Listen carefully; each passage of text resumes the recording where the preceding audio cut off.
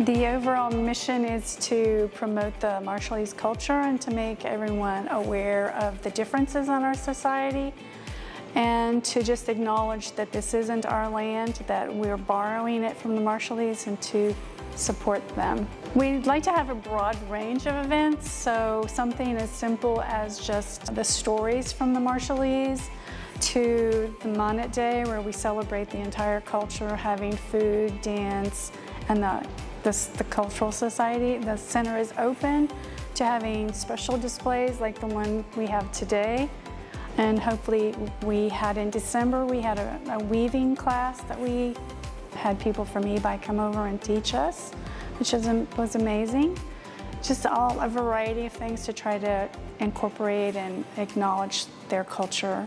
The Cultural Center has a wide range of displays. We have photographs from the 1860s to 1890s from a man named Joachim de Broom. He was half Marshallese and half Portuguese. His mom was Marshallese and his dad was a Portuguese trader. They're from Likiep, and he is the most prolific photographer, I think, I'm not sure, from the South Pacific from that time period. So we have his entire collection here, which is pretty amazing. During World War II, they buried all the glass plates on Likiep so that to protect them from all the bombs, and they later recovered them. And one of the things the Marshallese Center did was not myself, but previously, they scanned 2,500 glass plates, and that's why we have the photographs we have. And sadly, those plates went back to the National Museum in Majuro, Alele, where they were destroyed, predominantly destroyed when the ceiling caved in and collapsed. So it was fortuitous that we did that. The society did that. We do have the shells and the fauna, and we have, of course, the stick charts that the Marshallese are really famous for. We're hoping to get Marshallese to volunteer here so that they could give a presentation, give the tour in Marshallese instead of everything being in English. And having like school children from Ebeye come here, but logistically it's a little bit, we're still working on the logistics of that, but that's something we hope to have in the future as well.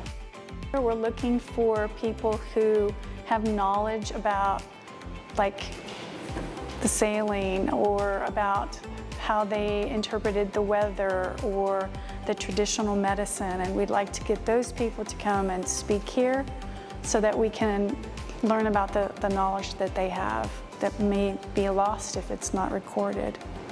Yeah, Kwaj.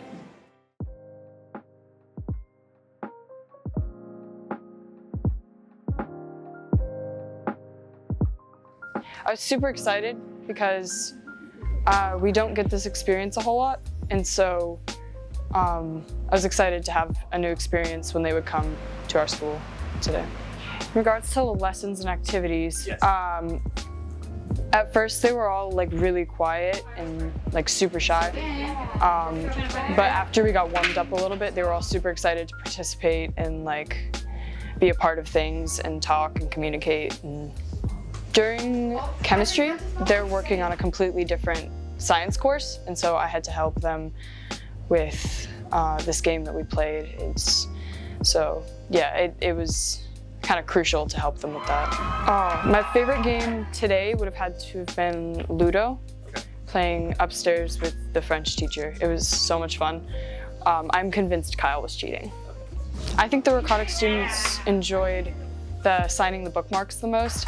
I had a ton of Rikatik students, super eager, came up to me and was like, "Oh my gosh, will you sign this?" Like, so excited. Okay, so what's the deal with the bookmarks then? I guess there's some sort of prize, but I guess they make a really good memento. Okay. Yeah, like meet as many people as you can. I hope it's just as fun or even more fun next year.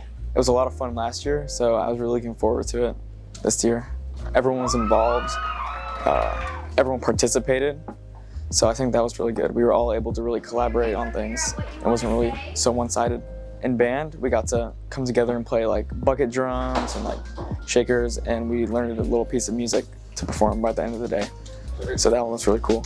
We've been studying like the area under the curves in calculus, and we kind of had to explain to them how to use different like approximation methods, and we graphed it out. I think the bookmark thing is really cool. Kind of like there was a little bit of like a side of competition to it to see who could get the most, but it also like sparked a lot of conversations and just really encouraged people to meet each other and to just interact, which is what this whole day was for. So it was really fun, and I'm sad I won't be able to be here next year for the next one.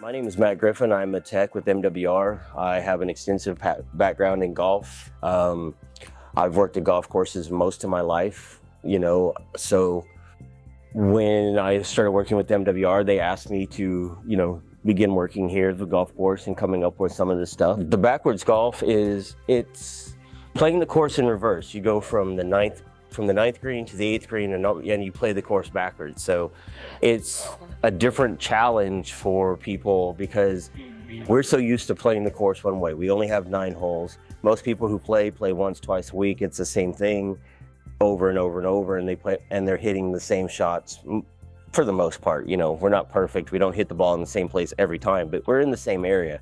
So now you're hitting shots that you don't normally hit, and they haven't had one of these tournaments in 3 years. For most of these people out here, this is their first time doing it, so it's going to be, hey, what do I hit from here? How do I play this shot? And so it gives people a different challenge, and it's just a new fun thing to try. Not to mention, like, the longest holes are normally into the wind. Today they get to play it with the wind at their back. So that's got to make a difference for them. Some of the holes that they're used to playing this way, they have to play in reverse with the wind, and you know how wind is here on Kwaj. You try to think of the golf course in reverse, but the wind is the biggest factor. We have a decent wind today where it's gonna change how the golf course plays. So there's really no preparation. You just have to kind of start thinking, all right, what am I gonna do? Where's the ball gonna go? I normally hit it this far, so you just kind of try to think about it in reverse, and hopefully what you're thinking is right. Like I said, it's been 3 years since we've tried this, so this is going to be new to pretty much everybody out here. I know the golf community out here is looking for fun stuff to do, more tournaments that aren't, so serious, and that's what we're trying to do here with this one. In a couple months, we'll have we've got a couple more ideas for another fun 9-hole tournament, but these are things for the people on island golfers to meet each other, golfers to have fun, and to play the course the way, in a different way each and every time.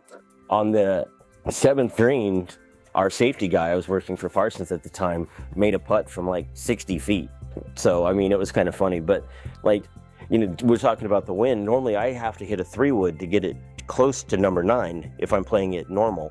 Well, I hit a 4-iron over to the 8th green, which is, 4 less clubs, and I put it 50 yards past the green. So you just don't know what you're going to get when you're hitting the ball out here with the wind at your back. It's a completely different animal.